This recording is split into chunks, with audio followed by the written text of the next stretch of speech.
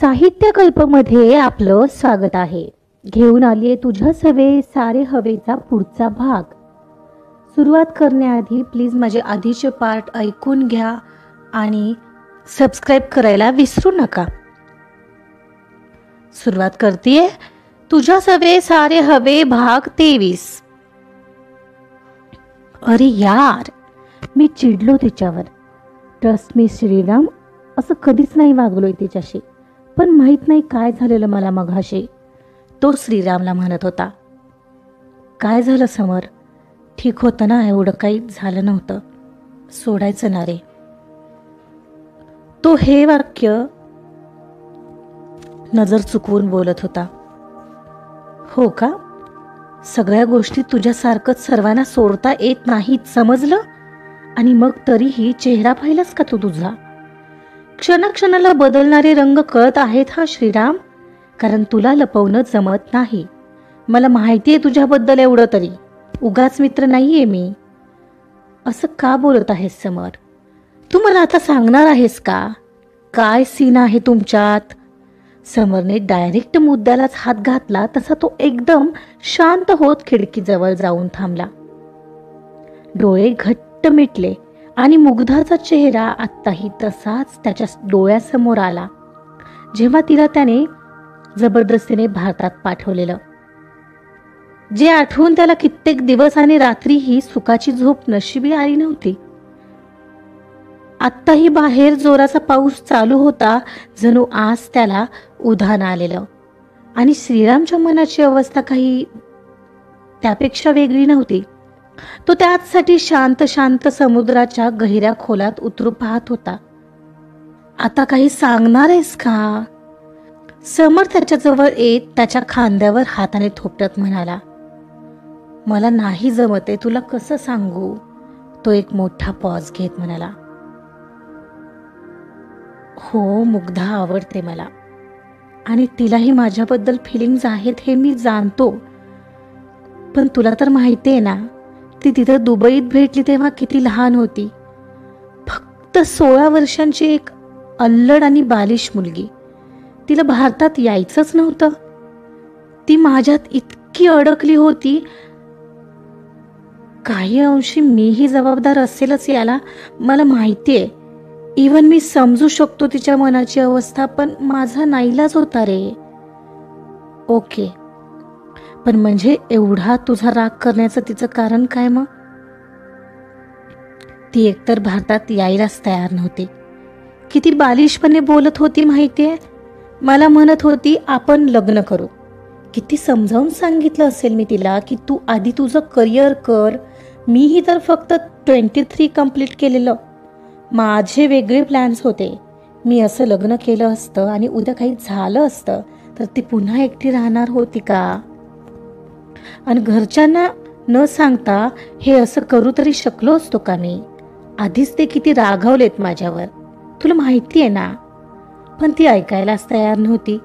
म्हणून शेवटी मी तिला माझी गर्लफ्रेंड आहे आणि माझं लग्न ठरलंय असं सांगून प्राचीला भेटवलं.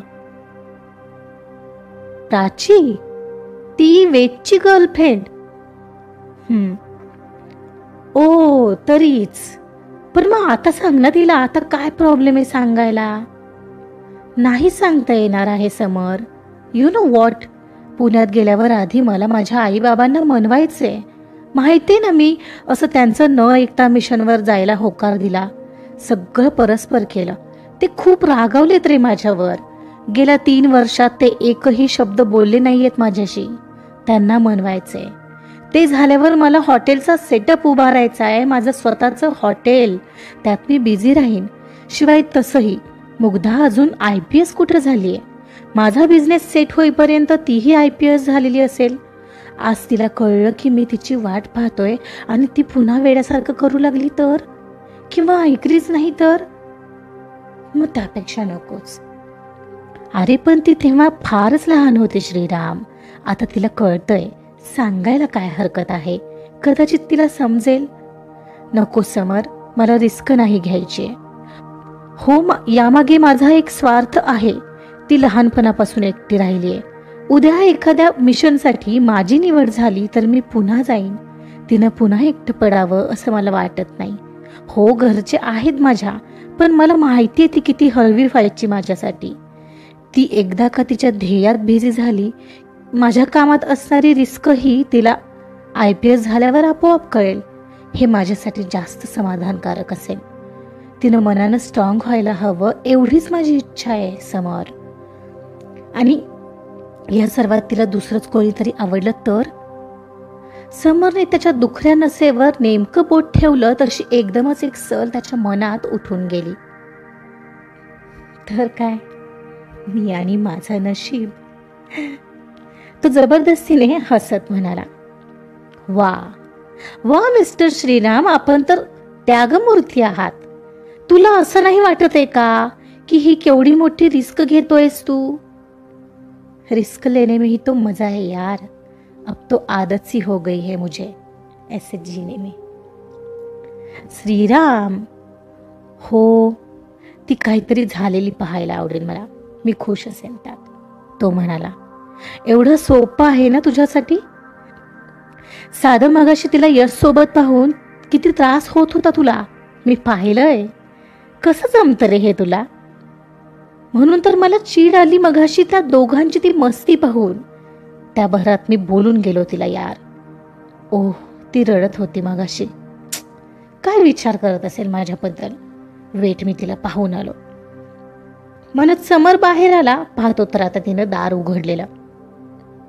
तो डोअर जवळ जात आत रूम मध्ये डोकावला. पाहतो तर ती आईच्या मांडीवर डोके ठेवून पडली होती आणि आई तिला मायेने गुंजारत होती आणि काहीतरी समजावतही होती. हे मुग्धा, आय एम सॉरी ना, तो आत जात म्हणाला. तसं तिने आईच्या कुशीत तोंड लपवलं. आय नो तुला माझा राग आलाय, पण मला सांग, मग एवढी मस्ती करतं का कोण? समर म्हणाला.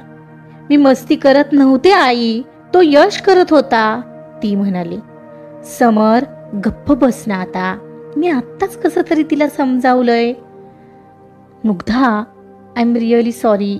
ठीक आहे ना, एवढा अधिकार नाही का मला तुझ्यावर रागवायचा? मी कोण आहे ना म्हणा, भाऊ पण नाही. तो असं म्हणाला. हे ऐकून, असं म्हणाले का मी, म्हणत ती उठूनच बसली. मग काय, असाच तर अर्थ झाला. मी तुझा मोठा भाऊ आहे ना, मग चुकल्यावर बोलायचंही नाही का, तो तिला तिरकस पाहत म्हणाला. पण माझं काय चुकलेलं? यश मस्ती करत असतो नेहमी, आई सांग ना तू दादाला. बरं बाबा, माझं चुकलं, सॉरी ना मुग्धा. मी लगेच रिॲक्ट झालो, असं नेहमी करतो का सांग बरं मी? काय म्हणजे असं करतो मी असं नेहमी चिडतो तुझ्यावर? नाही, असं नाहीये. मग एवढा वेळ माफ कर ना. नाही करणार, कारण मला हर्ट झालंय. बरं, मग आता काय करायचं मी? काही नको, ती पुन्हा रुसत म्हणाली. तसं त्याने तिला जवळ घेतलं आणि तिच्या खांद्यावर थोपटलं. पुन्हा असं नाही करणार मुग्धा, प्रॉमिस. आता सोड ना ग राग. बरं मला सांग, यश आणि तू? दादा, काय यश आणि मी काय? काही नाही, म्हणजे तुमची जी अशी मस्ती चाललेली ती पाहून मला असं वाटलं की. काय वाटलं पण? अगं म्हणजे हेच की तुला तो अडखळत विचारत होता आणि तिच्याकडून जाणून घ्यायचा प्रयत्न करत होता. मला तो काय दादा, तो माझा फ्रेंड आहे, यापेक्षा काहीच नाही. काय यार, किती वेळा सांगायचं, म्हणत ती उठून सरळ बाहेर निघून गेली. त्याला मात्र उगाचच मनोमन समाधान वाटलं. पण एवढ्यात त्याचं लक्ष तिथेच बसलेल्या आईकडे गेलं. अरे वाटत असणार, सांगत नाहीये बहुतेक ती, आई हळूच म्हणत होती. आई, ती आत्ता खरं बोलते आहे, त्यांच्यात असं काही नाहीये, पण त्या यशला आता जरा बोलणार आहे मी. अरे ठीक आहे ना, चांगला मुलगा आहे की, काय वाईट आहे? आई, तिचं तिला ठरवू दे. ती असं स्वतःहून येऊन म्हणाली ना तर पाहू. मी आलोच, म्हणत तो श्रीरामकडे जायला निघाला. समर त्याच्या रूममध्ये आला. पाहतो तर श्रीराम पुण्याला जायची तयारी करत होता. आता पाऊसही बऱ्यापैकी थांबलेला. हे सगळं काय श्रीराम? मी बोललोय ना तुला, तू उद्या जाणार आहेस. आता एवढंही ऐकणार नाहीयेस का माझं? समर प्लीज, तू तरी समजून घे प्लीज. आणि हा पाऊसही थांबलाय, मी निघतो आता. का पण श्रीराम? आणि हो अरे तू समजतोस तसं काहीच नाहीये. म्हणजे हेच की मी विचारलं तिला. काय काय विचारलं तू तिला? श्रीराम अगदी लक्ष देऊन ऐकू लागला. हेच यश बद्दल तिला काही वाटतं का? मग आता कसं ऐकायचंय ना हे? बरं नको सांगू, राहू दे म्हणत त्यानं त्याची बॅग उचलली. श्रीराम थांब, ऐकावं तर लागेल तुला, पण आधी प्रॉमिस कर की आजची रात्र थांबशील. मी नाही थांबणार समोर, तू सांग अथवा नको सांगू. काय यार श्रीराम, कमालीचे पेशन्स आहेत यार तुझे. मी असाच आहे. ठीक आहे, मीही सांगणार नाही. तू असं वागतोयस तर मीही असाच वागणार. काहीतरी तुझ्या महत्वाचं सांगतोय तरीही श्रीराम आता विचारलं तरी सांगणार नाही, लक्षात ठेव. ओके चल निघतो मी कॅब बोलावलीये म्हणत तो बाहेर आला आणि खरंच खाली निघाला. आज श्रीराम समरचंही ऐकत नव्हता. त्याला जरा रागच आलेला. खाली आल्यावर मुग्धा हॉलमध्ये सोफ्यावर बसलेली, तिथेच आईही होती. काकू येतो म्हणत तो त्यांच्यासमोर पाया पडायला वाकला. तेवढ्यातून एक नजर मुग्धावर टाकली. खूप मोठा हो आणि पुन्हा कधी येशील, आई म्हणत होती. बघू, आताच नाही सांगू शकत, येतो तो म्हणाला. आणि मुग्धाही अजीबशा हुरहुरीने उठली. तो जाणाऱ्याने तिला काय वाटत होतं ती कशी सांगणार होती, पण काहीतरी जवळ येऊन हरवल्याची ती भावना होती. समर जरा चिडलेला बाजूलाच हाताची घडी घालून उभा होता. समर आय एम सॉरी, तुझ्या आग्रहाखातर आलो ना मी, प्लीज समजून घे. यावर समर काही बोललाच नाही.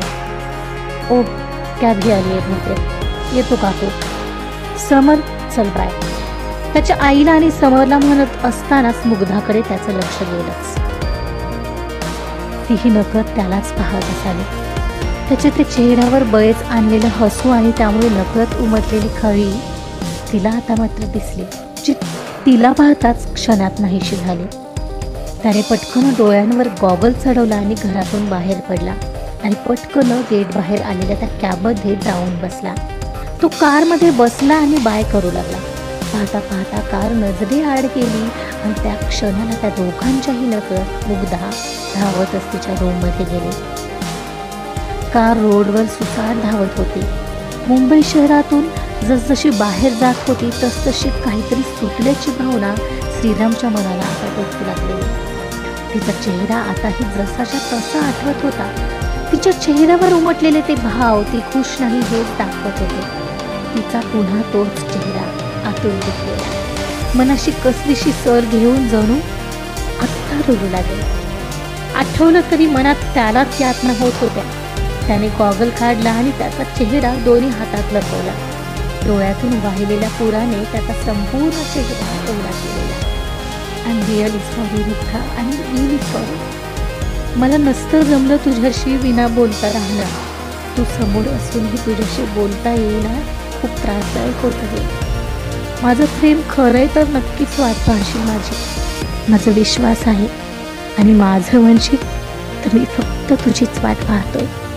चा पार्ट इथंच संपला.